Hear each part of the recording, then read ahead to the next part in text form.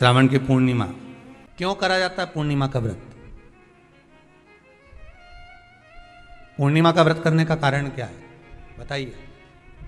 आप इतने सालों से कर रही हो, कई माताएं कर रही होंगी पूर्णिमा का व्रत। एक समय फलाहार करती हैं, एक समय भोजन करती हैं। भोजन में खीर का होना जरूरी होता है पूर्णिमा के व्रत में।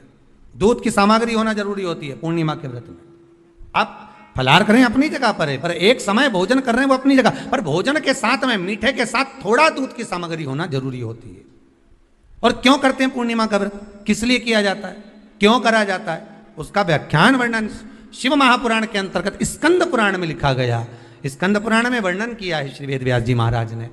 कहा ये पूर्णिमा का व्रत इसलिए किया जाता है कि व्यक्ति का जब मन गलत भ्रम में जाने लगता है, मन जब गलत जगह पर जाने लगता है, तो ये मन को गलत जगह पर ले जाने वाला कौन होता है? तो कहा ये चंद्र होता है। व्यक्ति की राशि के अंतर्गत, व्यक्ति की पत्रिका के अंतर्गत, व्यक्ति की ग्रह दशा के अंतर्गत जब चंद्र बेकार चलता है तो व्यक्ति अच्छा करते करते भी बेकार करने लग जाता है।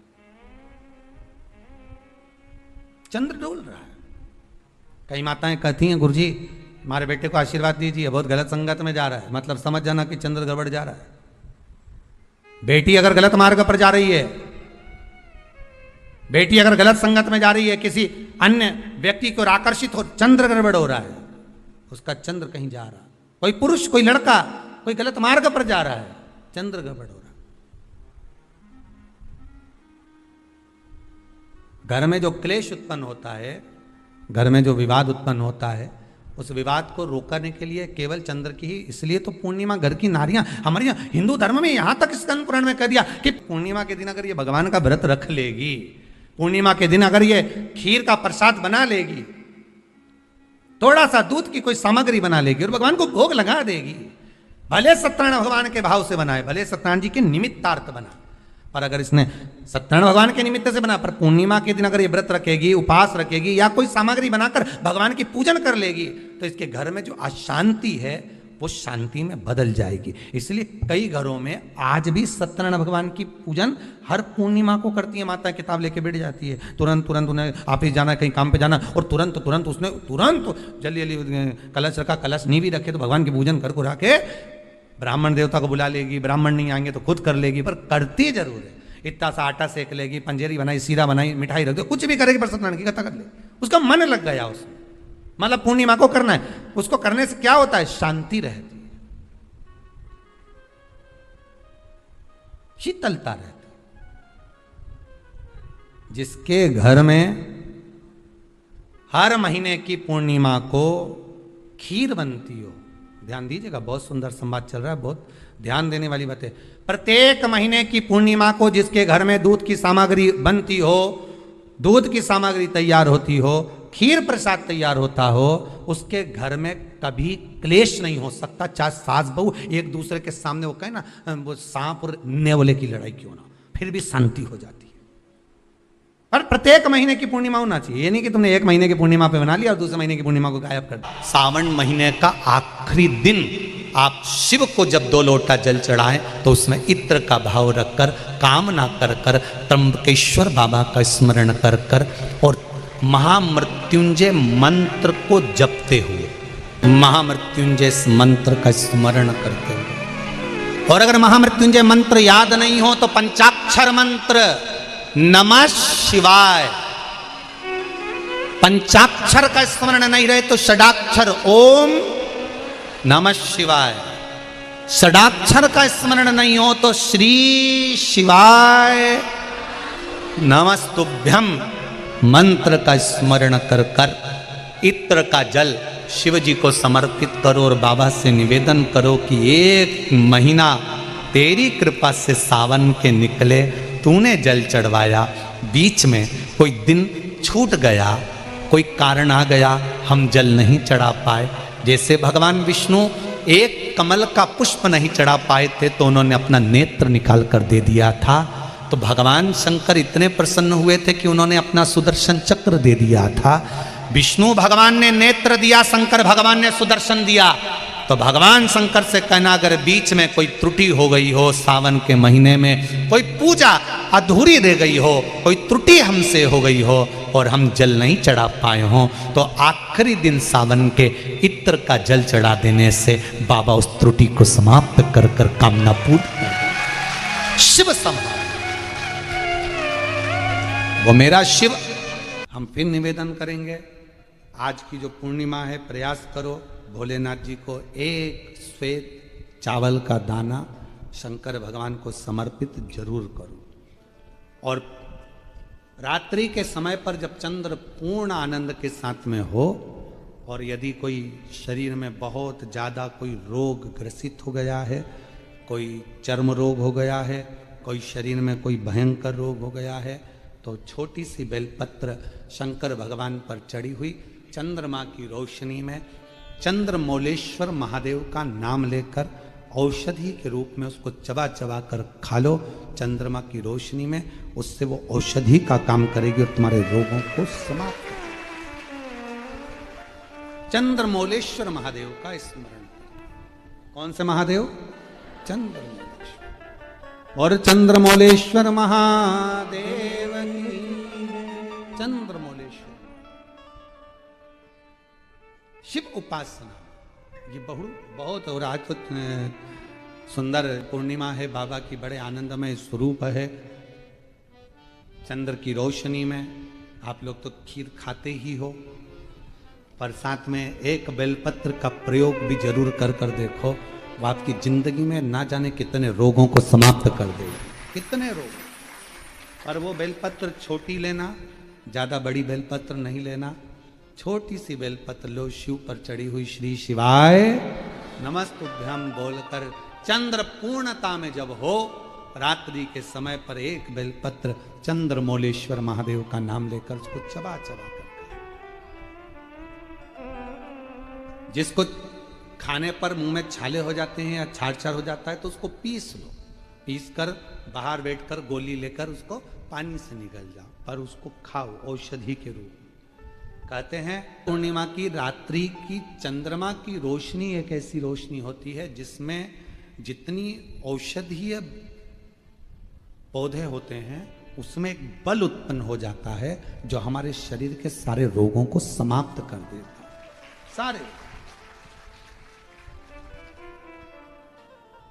आपके यहाँ खीर रखते हैं, हमारे यहाँ हम हमारे कुबेरेश्वर धाम पर हम बेलपत्र रखते हैं रात्रि के समय पर, और वही बेलपत्र जब कोई बहुत ज़्यादा तकलीफ में होता है तो वही बेलपत्र का चूरा बल सूख जाती है उसको दे देते हैं, भाई यही पाते रहो, औषधीय तत्व है।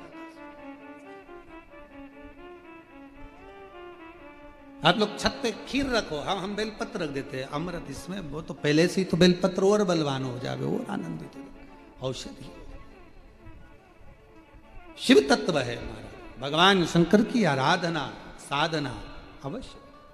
पूर्णिमा का व्रत जो करते हो ना आप लोग, रखिए। अब पूर्णिमा के व्रत में आपने कई बार किताब पढ़ी होगी पूर्णिमा की, या आपने व्रत किया होगा, या पूर्णिमा का व्रत आप धारण करे होगे, तो उसमें पूजन कौन से भगवान की होती है? पूर्णिमा के व्रत में किस भगवान की पूजन होती है? तो कहा पूर्णिमा के व्रत में केले के खंभ लगाकर पूर्णिमा का जो अध्यापन होता है, पूर्णिमा की जो पूजन होती है, उस पूजन में शंकर और पार्वती की पूजन की जाती है, शिव और नारायण की पूजन करी जाती है, शंकर और पार्वती का स्मरण किया जाता है। किसकी पूजन होती है? शिव पार्वती। शंकर और पार्वती का पूजन क्यों करा जाता है पूर्णिमा के व्रत में? क्योंकि शिव और माता पार्वती ही केवल एक ऐसे हैं जिन्होंने अपूर्ण लक्ष्मी को भी पूर्ण बना दिया था। किसको पूर्ण बनाया है? लक्ष्मी। पूर्णिमा के दिन अगर आप शंकर भगवान को एक लोटा पानी अगर शिव को समर्पित कर रहे हो, श्वेत पुष्प को रखकर शंकर जी के ऊपर सफेद फूल को चढ़ाकर अगर एक लोटा जल भी, एक पात्र जल भी शंकर को समर्पित कर रहे हो, तो ये लक्ष्मी के लिए ही तो कर रहे हो। और कौन सी लक्ष्मी? पूर्ण लक्ष्मी। पूर्णिमा के कितने व्रत होते हैं? बोलते जाओ जरा, जल्दी जल्दी बोलो। पूर्णिमा के नारियों को स्त्रियों को अखंड सौभाग्य के लिए जो नारी वैधव्य नहीं होना चाहती है उस नारी को पूर्णिमा के कितने व्रत करना चाहिए।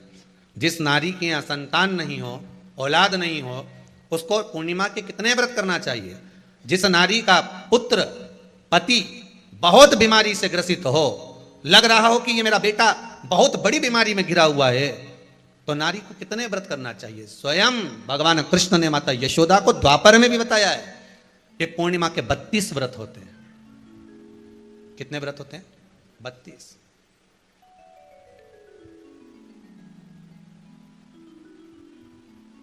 स्वयं भगवान कृष्ण यशोदा रानी को, माता यशोदा जी को भी बता रहे हैं 32 व्रत। अब आपको किसी ने बता दिया होगा कि 8 कर लो, 7 कर लो, 6 कर लो, 12 कर लो, इसलिए आपने बोला कि 12 कर लीजिए, 32 कर लीजिए। अरे यहां तो द्वापर की कथा भी करती है। यशोदा जी ने एक बार भगवान कृष्ण को रोक कर कह दिया, ए कन्हैया रुको। कन्हैया बोले, बोलो मां क्या बात है। कन्हैया जरा रुकिए, इधर आओ जरा। भगवान कृष्ण आए। हाँ मां बोलिए। किस जगह का प्रसंग है ये? जिस समय पर राधा रानी कुरुक्षेत्र में नंद बाबा और यशोदा जी को लेकर कुरुक्षेत्र के कुंड में, ब्रह्म सरोवर में स्नान कराने के लिए लेकर जाती है, ग्रहण का समय पर। और जब भगवान कृष्ण उस कुरुक्षेत्र के उस सरोवर में स्नान करने आते हैं, तब यशोदा जी ने अपने लाला से प्रश्न किया है, पूछा है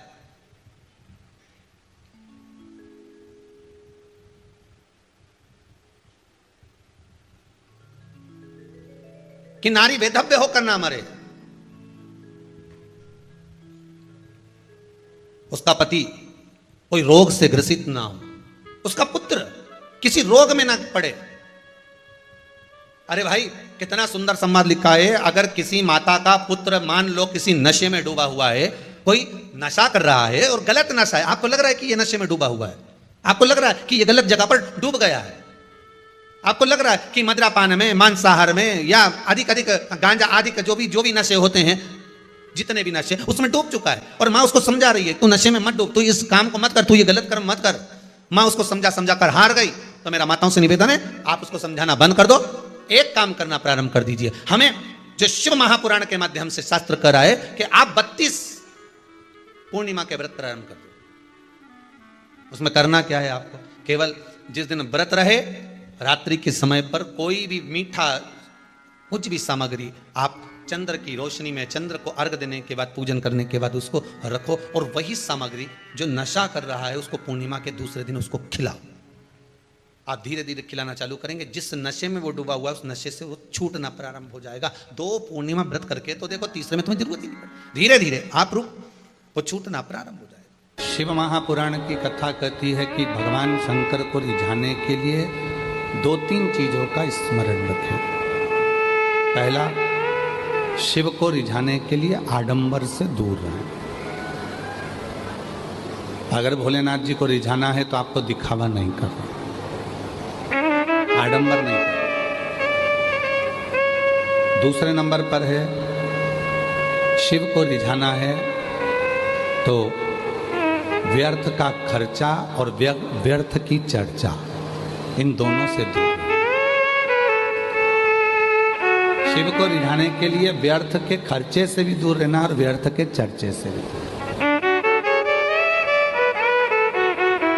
कर्जा लेकर कोई व्रत मत करना, कर्जा लेकर भगवान शंकर की पूजन मत करना, कर्जा लेकर कोई उद्यापन मत करना, कर्जा लेकर कभी जिंदगी में शिव महापुराण की कथा मत कराना।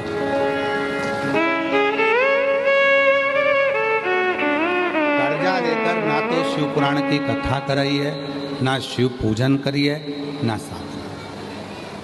कितना सुंदर कहा है। शिव महापुराण की कथा कहती है, भगवान शंकर का चरित्र कहता है, शिव तत्व कहता है, शिव पुराण कहता है। ध्यान से सुनना। तुम्हारी पूजन की थाली लेकर तुम शिवजी के मंदिर में गए हो,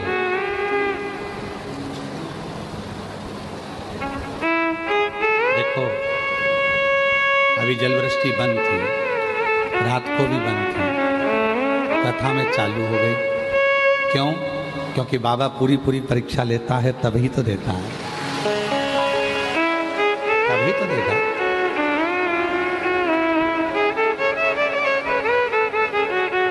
जिस पानी के लिए कई प्रदेश तरस रहे हैं, मेरे भोले बाबा ने ऐसी कृपा करी है कि जिस दिन 17 तारीख से कथा चालू हुई है, आज 23 तारीख तक एक दिन भी ऐसा नहीं गया जिस दिन बाबा ने पानी ना बरसा। कथा रोज पानी गिरा प्रतिदिन, और प्रतिदिन बाबा की कथा चली।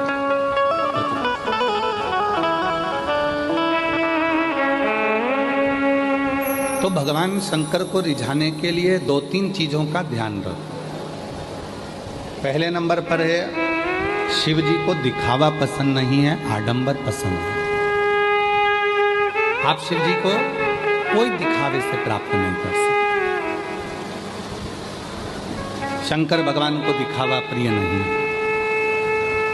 और दूसरे नंबर पर है, शिव की पूजन में, शंकर भगवान के व्रत में, शिव की साधना में, शिव के उद्यापन में, या शिव महापुराण के लिए कर्जा लेकर कभी शिव पुराण की कथा मत करवाओ, कभी उद्यापन मत करो, कभी अनुष्ठान मत करो। कर्जा लो।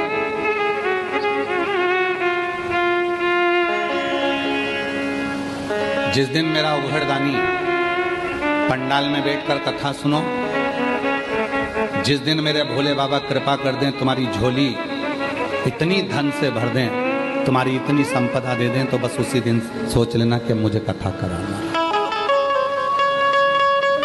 कर्जा लेकर नहीं, भैया देना जरा, मेरे को कथा करा रहा हूं। किसकी कथा करा रहे हो? सियोर वाले बाबा की कथा। हो देव जरा भाई, 25 लाख रुपए कर्जे में दे दे, मेरे को कथा कराना है। कौन ने बोला कि कर्जा कर कर कथा करो? और कौन बोलता है कि कर्जा लेकर कथा करो? ना। जिस दिन मेरा डमरू वाला, जिसका नाम कुबेरेश्वर महादेव है, जिस दिन वो तुम्हारी झोली कुबेर के भंडारे से भर दे, उस दिन तुम कथा करो।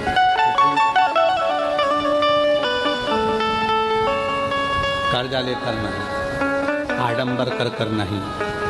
कर्जा, व्यर्थ का कर्जा और व्यर्थ की चर्चा, ये दोनों ही शिव को प्रिय नहीं है।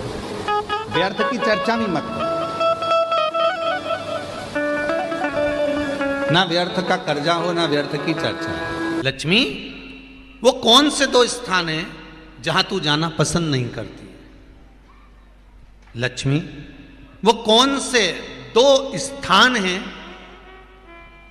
जो व्यक्ति धारण करता है तो उस व्यक्ति के पास में से 2 साल में, 4 साल में, 6 साल में, 8 साल में तो रुष्ट होकर चली जाती है? वो स्थान कौन से हैं? तो 2 स्थान माता लक्ष्मी ने बताए हैं। पहला, फूटे हुए बर्तन में भोजन करना। कौन से बर्तन में? जम के बोलिए जरा। जो टूटा बर्तन होता है, खंडित बर्तन होता है, फूटा हुआ बर्तन होता है, कहीं गिलास की किनोर टूट गई है, कहीं कटोरी की किनोर टूट गई है, कहीं थाली की किनोर टूट गई है, और तुम कहीं प्लेट की किनोर टूट गई है और तुम उसमें भोजन कर रहे हो, तो टूटे हुए बर्तन में भोजन करने वाले के पास में लक्ष्मी छिन्न हो जाती है, उसका भाग्य भी फूटे हुए बर्तन की तरह हो जाता है। ये लक्ष्मी का। और दूसरा, फटे हुए वस्त्र धारण करने वाले का भाग्य भी फटे हुए वस्त्र की तरह, जैसे फटा हुआ कपड़े का रेसा रेसा निकलता है, उसी तरह फटे हुए वस्त्र धारण करने वाले की भी जिंदगी में